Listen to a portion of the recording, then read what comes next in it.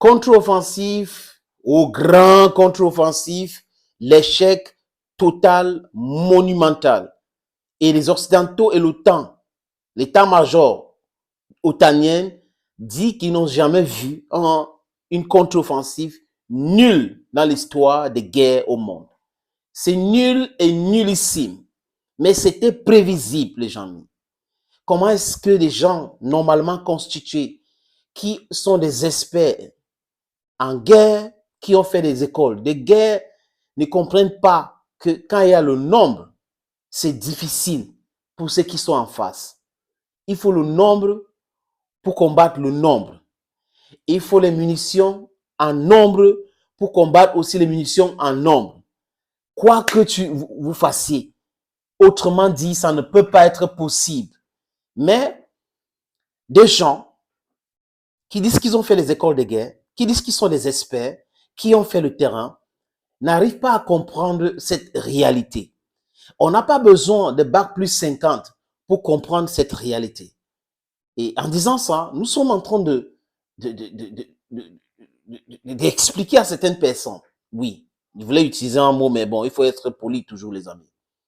À certaines personnes que le non-sens ne peut pas perdurer.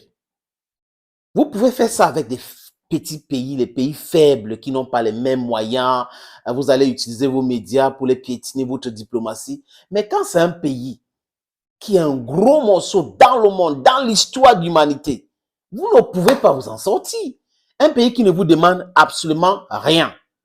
Un pays qui a tout dans son sous-sol, l'agriculture et tout, la nourriture, elle ne vous demande pas la Russie.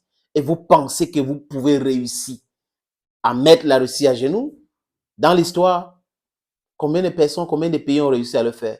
Parce que c'est très important l'histoire. C'est très important la géographie aussi. Notre géographie est très importante. La compréhension de deux là font en sorte que vous pouvez mieux comprendre la géopolitique. Oui, c'est important, les amis. L'OTAN a commencé à envoyer les pics, les Américains envoient les pics aux Ukrainiens, une façon de leur dire vous êtes faibles. Vous n'arrivez à rien faire. Donc, après, vous savez comment ils vont faire. Ils sont en train de dire, plus tu ne veux pas discuter. Donc, une façon de dire aux Ukrainiens, à un moment donné, vous allez accepter perdre vos terres. C'est indéniable, vous allez perdre. Et Zelensky, très en colère, les amis. Il est très, très en colère. Oh là là. Il est en colère. Mais en colère comme si c'est lui qui dirigeait l'Ukraine. Parce qu'il est juste un comédien qu'on a mis là, un vassal, et que c'est Washington qui téléguide l'Ukraine. Depuis à l'époque quand Barack Obama était sénateur, il devient président. Joe Biden vice-président. Il dégage les ficelles, construit le laboratoire bio dans ce pays pour nuire à la Russie et au monde entier. Et quand la guerre déclenche, on fait comme si on a oublié que Barack Obama aussi faisait partie de ce problème. Joe Biden, Hunter Biden, son laptop et tout. Et les médias mensonges couvrent cela pour nous raconter des histoires de Donald Trump à coucher avec une femme, a fait ceci, a fait cela, les amis. La pure distraction. CNN, c'est une distraction totale. CBS et j'en passe. Ce sont des chaînes qui sont là pour mentir, pour faire de la propagande sauvage, primitive même, les amis. Regardez, je vais vous proposer cet extrait de Volodymyr Zelensky qui est très en colère. Mais en quoi est-ce que la colère du cafard va gêner le coq à le manger ou la poule à le dévorer? Rien. Vous ne pouvez pas demander les armes, demander l'argent pour payer les salaires, demander le gaz, demander le pétrole aux gens. Après, vous dites que vous êtes fâché. Votre colère a dit que ça ne règle aucun problème. Aucun problème, les amis. Zelensky va subir ce qu'il a commencé. Parce que s'il était intelligent, il disait non à, comment on appelle ça, Boris Johnson. Mais il n'a pas pu dire non. Il a pensé que on devait l'utiliser, il serait un héros de son peuple et tout ça, il va libérer son peuple. Mais lol. Les amis, je vous propose d'écouter cet extrait. C'est l'extrait que j'ai pris sur la chaîne de propagande. Et nos amis nous disent clairement, avec les preuves sur les journaux et autres, l'entretien que Zelensky a accordé à une chaîne américaine. Il est très en colère. On écoute. On regarde. D'abord, donc, on sent monter cette forme d'exaspération Face aux difficultés, cette forme d'exaspération, elle est bel et bien tournée vers l'Occident. Oui, le tout dernier en date à l'exprimer, c'est le président ukrainien lui-même, Volodymyr Zelensky. Interview à CNN et plus précisément à la journaliste Erin Burnett, l'une des stars de la chaîne américaine. Elle est venue à Odessa, dans le sud de l'Ukraine, et vous allez le voir, Zelensky n'y va pas par 4 chemins. Si la contre-offensive piétine, dit-il, c'est parce qu'elle a commencé trop tard. Je voulais que notre contre-offensive démarre beaucoup plus tôt, déclare Zelensky, visiblement amer et agacé. Et il enchaîne. Tout le monde savait que si elle se déroulait plus tard, une grande partie de notre territoire serait minée, que c'était donner le temps et la possibilité à notre ennemi de placer plus de mines et de préparer ses lignes de défense. Alors pourquoi a-t-elle démarré si tard ? Eh bien, suivez mon regard, c'est parce que l'Ukraine n'avait pas reçu assez d'armement. J'ai dit aux États-Unis et aux Européens que nous voulions commencer plus tôt et que nous avions besoin de toutes les armes et le matériel pour cela, déclare encore Zelensky. Le propos est à peine sous-entendu. L'Europe et les États-Unis ont trop traîné, ont trop tergiversé et c'est ce message que Volodymyr Zelensky est venu délivrer aux Américains via CNN. Avant d'appuyer à nouveau sur la question des avions, il ne s'agit même pas de donner aux Ukrainiens un avantage sur les Russes dans le ciel, il s'agit juste d'être à égalité.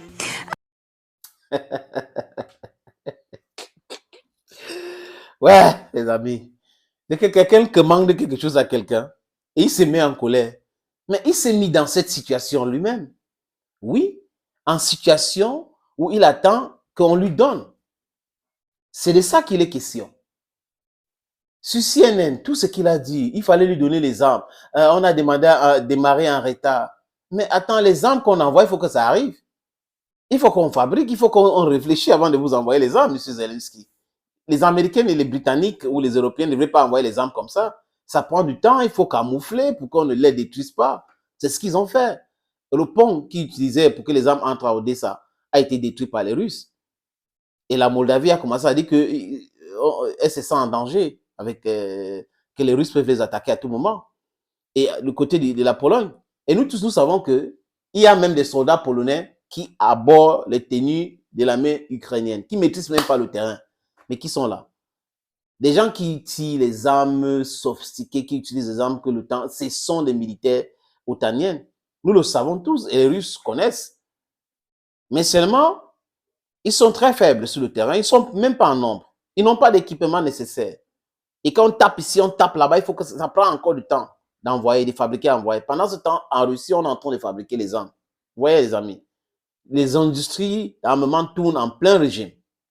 Et votre monsieur Zelensky dit qu'il est fâché. Ça peut même faire quoi aux Américains, la colère de Zelensky? Rien du tout.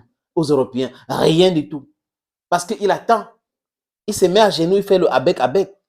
Il se papa discours, papa voyage, et avec sa tenue, son t-shirt qu'il porte tous les jours. C'est ça. Voilà en quoi est-ce qu'il s'est transformé. Des 0 à 0 parce qu'il pensait qu'il devait partir de 0 à 1. Mais ça ne marche pas. Ça ne marche pas. Et les Occidentaux ont mal calculé. Vous voyez ce qu'ils ont fait en série. Ils ont pensé que les Russes vont s'aboubiller là-bas. Mais les Russes ont fait quoi? Ils les ont montré que nous sommes plus forts que ça. Et hier, on a vu cette histoire de drone où les pilotes russes ont attaqué 3 drones américains de reconnaissance.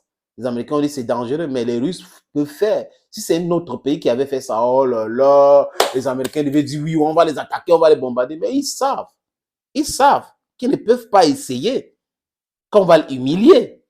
Et ça sera un mauvais message pour l'industrie d'armement américaine. Les amis, je vous suggère de regarder la suite de cette vidéo. Cette fois-ci, c'est le général.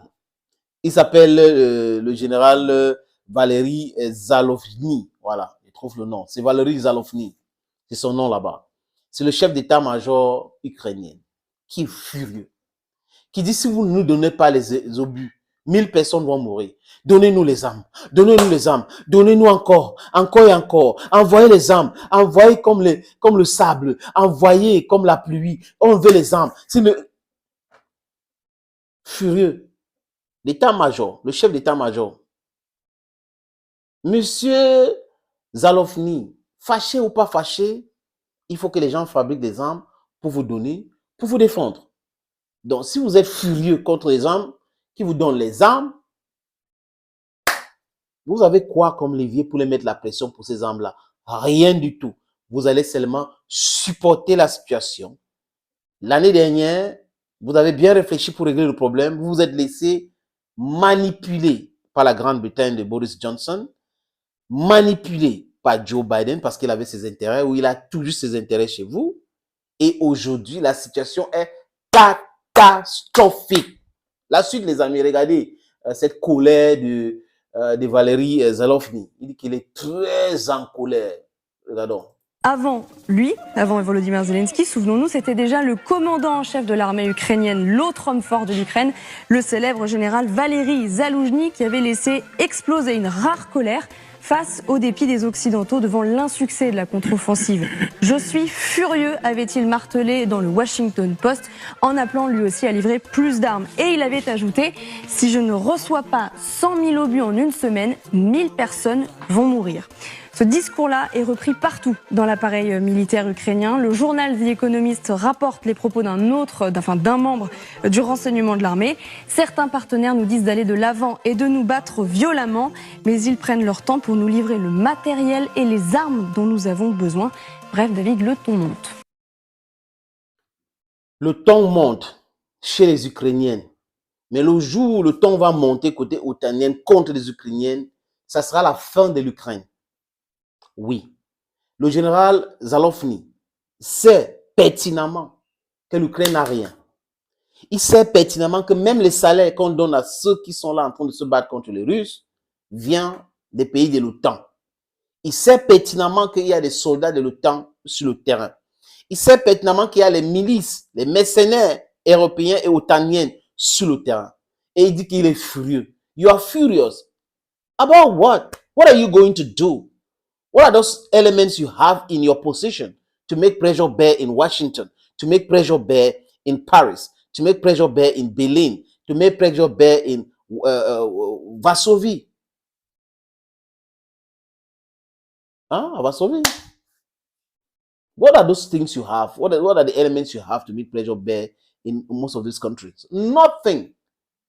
You're asking for salaries, you're asking for fuel, you're asking for gas, you're asking for electricity, you're asking for everything, you're asking for travel, you want to travel, French president will give you a plane. You say you are furious.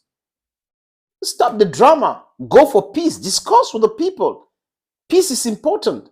Dialogue is more important than killing people. The bloodbath has been too much for people to bear.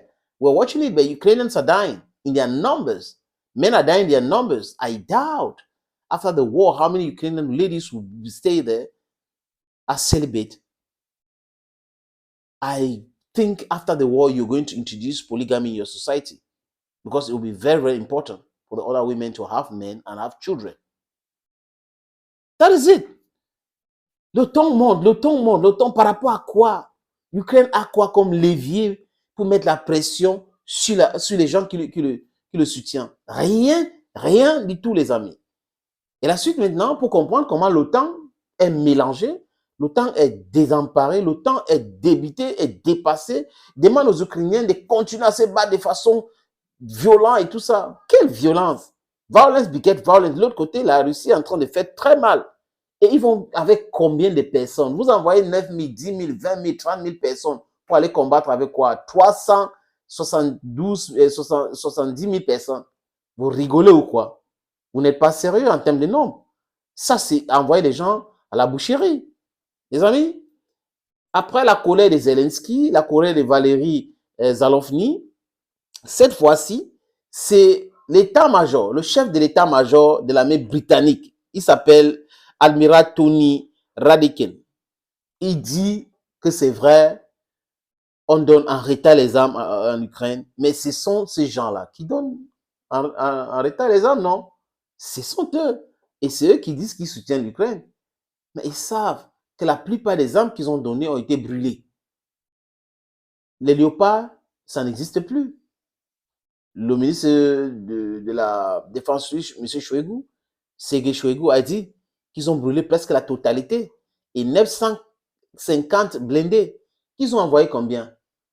L'Ukraine avait besoin de 500 chars. Ils ont envoyé près de 150 et tout. Et on a brûlé, les images sont là. Les Bradley, les Challenger, tout ce truc-là. It's bad business for America and Germany. Ils ont commencé à dire que non, c'est pas sur ce terrain-là qu'il fallait envoyer ces chars et autres. Oui, il fallait envoyer là où c'est compliqué d'avoir les armes pour les détruire. Mais vous avez envoyé là où les gens peuvent brûler facilement. Et Petros Totoshkoy avait dit, le vice-président de la Douma, que nous allons les brûler. Il savait de quoi il parlait, non? Aujourd'hui, il y a des squelettes, les Leopard, les Challenger, les Bradley, les AMX-10 à Moscou exposés et les gens peuvent visiter. Les scientifiques russes sont en train de scruter, mais ils disent qu'il n'y a rien de nouveau sur ça. Les amis, regardons le chef de l'état-major britannique, ce que lui dit cette fois-ci, l'amiral Tony. Et dans le camp occidental, de ceux qui soutiennent l'Ukraine militairement, on sent aussi que des nuances, et un peu plus que des nuances, sont en train de voir le jour. Oui, notamment, vous le disiez à l'instant, chez les plus fervents défenseurs, soutiens de Kiev. Par exemple, les Britanniques. Écoutez l'amiral Tony Radakin, le chef des forces armées britanniques. You have tactical issues, the lack of air cover for Ukraine, they haven't got all of the equipment that they would have desired. Sous-entendu, l'Occident, Washington, a intérêt à fournir davantage à Kiev. Et c'est aussi ce qu'affirme Edward Stringer, ancien chef du développement des forces interarmées au ministère britannique de la Défense, dans le Financial Times. En donnant si peu à l'Ukraine, nous avons forcé Kiev à se battre d'une manière que nous n'aurions jamais acceptée. Oui, ce sont surtout des voix officieuses qui s'expriment. Il faut rester unis, il ne faut pas faut pas que la zizanie gagne. Il parle des mots officieuses. Le chef d'état-major de l'armée britannique parle devant la chambre de commune, the House of the Commons, dont les députés. C'est les voix officieuses. Mais attends, qui est en train de faire la guerre? Qui envoie les armes? Qui explique des choses aux gens? C'est l'armée britannique, non? L'armée américaine, non? L'armée française, non? Ce n'est pas les politiciens, ce n'est pas les économistes.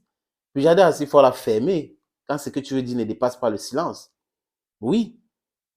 Parce que ils ne savent pas comment, ils sont animés par quoi.